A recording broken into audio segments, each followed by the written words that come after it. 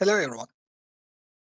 Welcome to presentation Blueprint to Binary, Journey from Architecture to Software Development.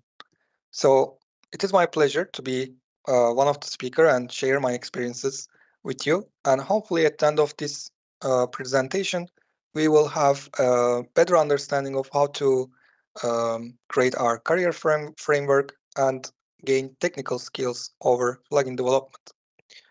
So let's start with me. So I am Emrullah Yildiz. I am a computational design specialist at Arcadis for 3 years, and I'm also a publishing board member at Serbest Mimar Architectural Magazine, and I also deliver Dynamo and Revit courses as a freelancer. When I have free times, I spend my times usually playing with table tennis and chess, and I am an anime lover. I like watching lots of anime, and one of my favorite ones is Naruto. I have also a license for scuba diving, and I'm also part of some football club of Arcadis. Great. So what we are going to cover in this presentation, we will start with the journey from architecture to software development. Then we will talk about the advantages of architects in software development. Then we will talk about visual coding with Dynamo and C# for Revit, and we will have a recap for the presentation. Let's start with the journey. So as you know, lots of technologies are developing, and we don't know where we are. We don't know if we are catching with the technology or not. So I want you to consider what is your opinion right now before the presentation. Then we will discuss after the presentation as well. If you have, if you had found what you were expecting, and or do you think it was much more than what you were thinking? So you can say maybe you never started. You can say you started, but you don't know where you are, or you think you are on the way and you have a good pace, or you are not sure. Maybe you are doing it, but in a way that it happens naturally, or you may be already in there. So I would like to discuss this with you as well. As you know, there's a trend rising for these technologies, and rather, I'm not talking about offices, but the employees, new graduated architects or engineers, what they are going, where do you think they will be when they graduated? And do you think they are getting enough education uh, reflecting what's happening in the sector? So when you graduated, most of the time, at least around me, we couldn't understand where we are. We just want to find the best opportunity that we can find. Then we slowly understood what is the trend and improved. But this is getting much worse for the newer graduate architects or engineers, because they are meeting with much more technologies than we met. But there are advantages of being architect or engineer in this area as a developer, because these technologies usually requires development skills. And if you are an architect, it is much more useful for the companies, because it is so rare that an architect to deal with software development and create, I don't know, servers or softwares. But most of the time, plugins for the software company or construction company in related with the construction tasks. What are these advantages of architect in this area? Why we should go on this direction? Why it is so important, or why many architects are doing this? First of all, there is an easy part of being an architect as a software developer. You have same mentality with software developers. You have a synergy between them. You got used to this cycle. You know how to design. You learned analytical thinking, and you know how to research. And software development is 8% is researching. You cannot memorize everything, and that's something. Secondly, we have better understanding of clients' problem. We were users of software developers in the past. Now we are becoming developer itself. So we were at the both sides of the sea. We can understand what are the requirements and how we can solve them better than software architects, because I never seen a software architect who learned how to connect the connection between columns and structural beam, or the connection between HVAC elements. So you have a strong understanding of the problem, which is the most important part. We have also user-centric approach in this sector. So as an architect, you know how to deal with people. You should know. And you should also reflect this approach to development environment and think from the side of user and get feedback as much as possible. And problem-solving abilities in the construction. So as an architect, you work maybe in the site or you created detailed drawings. So you were the solution in the past for these problems. You created the solution. Now the only thing you need to know how to automate that solution. So from software developer part, you need to also understand the solution. But as an architect, you just need to understand automation, which is kind of easier. It is just you need to know language and you need to improve yourself on the way. And skills. What type of skills you will obtain? What type of skills you should put in your backpack? For this one, there are lots of technologies, but you need to know your strengths first. I suggest you firstly focus on what you are doing good and push forward for that one.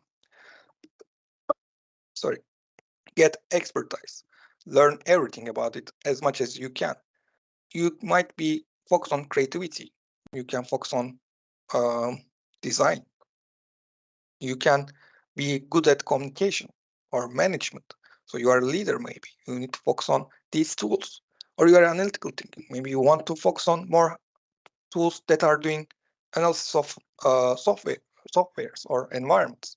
Or you are technical expert in one situation and you know the tool more than anyone else around you. After you obtain this expertise, switch to T-shaped profile. You got your deep knowledge in one field.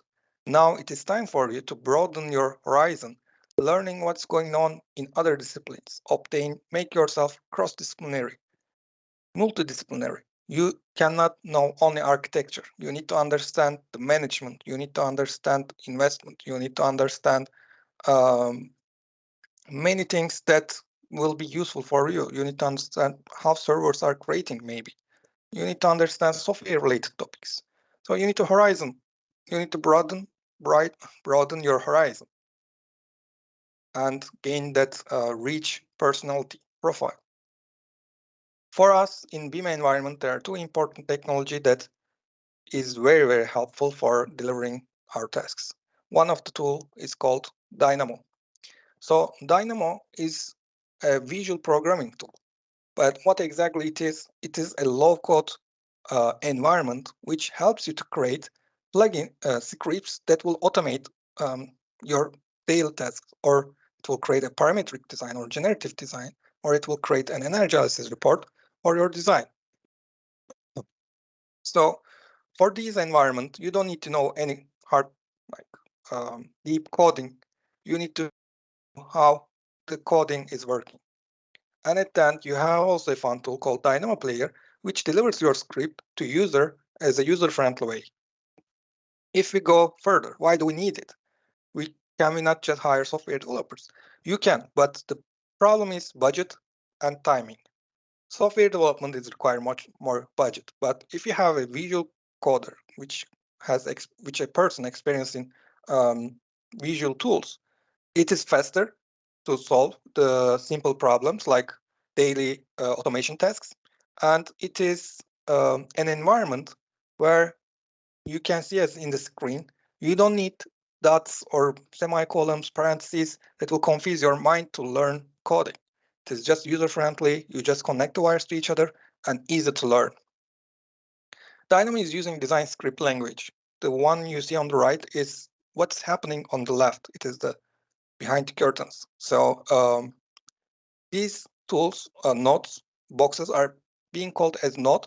And on the right, you see the textual version of that visual representation. So you can imagine how it is easier than actual coding to learn this environment. So it is faster to learn and easy to implement. What can be the pros and cons? It is not always something you need to do. There is maybe better approach. So Dynamo is a powerful automation tool. It helps and quickly solves your daily tasks. It has low-code approach for complex tasks. You don't need to know lots of coding, and it creates a bridge between architects or engineers and software developers. You can understand better how algorithms are working by learning these environments. It is like a teaching environment for software development. As an architect, we like the visual stuff, so it's kind of better environment to learn how to code. As negative sides, when it is crashed, Revit crashes as well. So save your life, sorry, save your work. It is important to save every time before you run your script.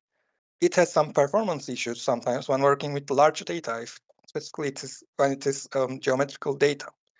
And there is also version conflicts in Dynamo, as we have in Revit. So you need to update your script if you are passing it to someone else which is using newer version. So what about C#?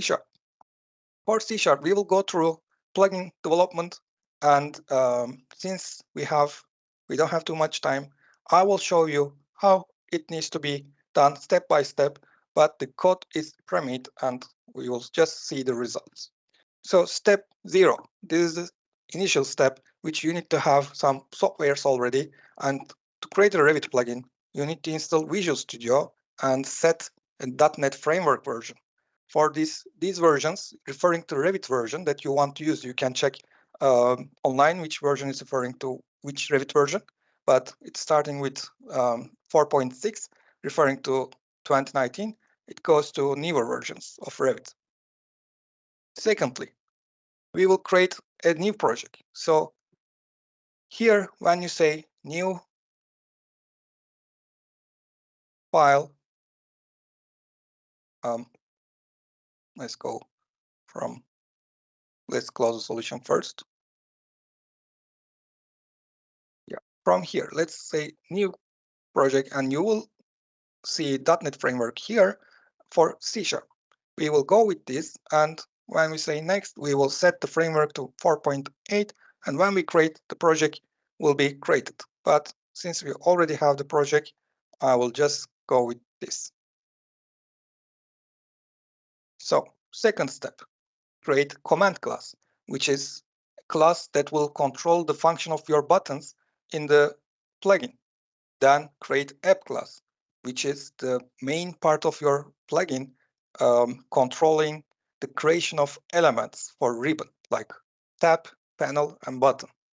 So let's cover this step. For this step, this is our command class. To create a new class, you just need to right click, then say add new item and select class. Then you create these two. Then you need to add references from Revit. To be able to create a Revit plugin, you need to use Revit API. So we need to load the libraries. And to add references, we right click here, add references, and find these DLLs and load them. So you need these three. Then when we set up the references, we set their copy local properties to false by clicking on top of them so that they will not be copied from somewhere else. We don't want it to be duplicated. When you build your project, if you don't set this false, your DLLs will be copied to debug folder as well, which is unnecessary. So let's go back to command class. Here, you need to implement external command interface to your command class. Then you will create a method called execute, which will return a result. And this result, in our case, will be succeeded. And the function that this command will do is to create a pop-up window which writes hello Dublin. After you've done this, you need to set transaction method and regeneration option. These are allowing you to create a Revit function, like make a step in that environment, and this is the start process. You are starting the transaction, you are running your function, and you are ending your transaction. Each time you run a function, you need to start a transaction in Revit. Then we need to come and create the main class, which is app, and this one should be dependent on external application interface. When you set this one, first you will create this two, which helps you to set when you will run your function. On shutdown or on startup, you can decide what it needs to do. In our case, we want to run our function on our plugin on startup so that it will be loaded when we open the Revit project. So we are calling our function to on startup. So what we are doing in this function? First, we are setting the names, tab name, panel name, button name. Then we are setting the location, getting the location of this project. Then we are setting the icon for this button, where it is located. In our case, it is located in resources. We need to create this folder by clicking here, add new folder. Then we load, you can drag and drop the icon to folder. And after you load your icon, you check if the build action is content, and you set the output directory copy if needed. This will allow you to put your icon into debug folder, and this is the location of that folder. It reaches specifically the location of icon. After setting your variables, now it's time to create items. So application create ribbon tab. This is using the tab name to create the tab. Then we edit panel, we create panel with the panel name and tab name. So it is adding the panel into this tab. Then we have button creation. For this, you have two steps. First, you create the push button data, then you create the push button. The normal button in Revit is called push button in Revit API. So to create push button data, you set a unique name for that button. You cannot have same button name multiple times. Then you have button text, which is the text displayed on the ribbon. Then the location of the DLL, which is the location of the project and command. And it finds the project, and you say, go to this command class and run it for this button when I click on this button. So this is the command class, and it has namespace here. You define its location as a string in the push button data. After you created data, you need to add the button to panel as a push button. So we had created panel here as ribbon panel variable. We added the button data into our panel. Then we assign the properties of the button, like tooltip. The definition description, when you hover your mouse on the button, this will appear, and you assign the icon to button. You get the bitmap image from the icon path that we decided here, and you set the large image to that button image variable. You have small image and large image. Small image is referring to image, and large image. The image is referring to pull down buttons, which you have drop down. You can assign smaller icons when you have a drop down item. Then you run your function in the startup. You are ready to build, but you have to set an add-in file. Add-in file is helpful for Revit to find your plugin. You say to Revit where it is located. So when you run your build your application, this add-in file should be also in the Revit add-in collection folder. The location is usually in app data and roaming, and you go to Autodesk, find the Revit, and you put this folder into that location, but there's a automated way to do this. So this is like a metadata for your plugin. You say what is the full class name, what is the name, what is the creator, and so on. And you have a unique ID, and you can create this ID using tools, create GeoID tool of Visual Studio, and you say new ID and it creates this one. You can copy and paste here. After you are done, we need to set the copy event. This file should be copied. So we will go to Properties and Build Events. In Build Events, we have this command lines to copy your add-in file into this location so that Revit can find where is your DLL. When it reaches this add-in file, it checks the assembly, and this is referring to your Revit project. When you are done, in Properties, you can also set debug start external program to Revit version that you want to use. So as we are using .NET framework 4.8, I will assign the 22. And when you start, it will run your Revit project.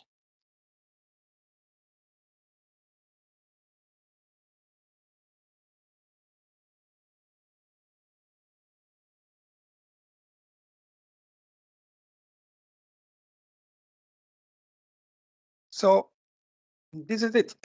It was a little bit crash course, like what you just see how much steps we are doing. So if we come back to here, we set the, let's start again. We installed the softwares. Then we created a new project, added references like Revit library. Then we set properties like debug, start program. Then we created our command class, then app class, and we set up a new add-in file to tell Revit where is our project located, and we built the solution. Now we are waiting for it to run until it opens. Okay, so it opened and Revit is asking us if we should load this add-in or not. We are saying always load.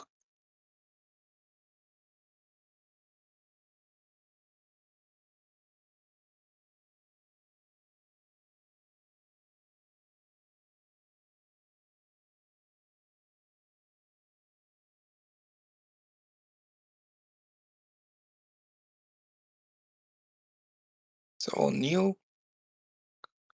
and our plugin is located here. And we have introduction and hello Dublin pop-up window here. That's it. So let's continue with a recap. I hope it was a helpful training for you. So as a summary, we talk about the relation between architecture and software development environment in construction and the values of architects in this environment. Then we talk about the transition role of Dynamo, and we covered technical steps to create a Revit plugin. And you can find the references here, and hopefully it was a useful presentation for you. We will go on with question and answers. Thank you very much.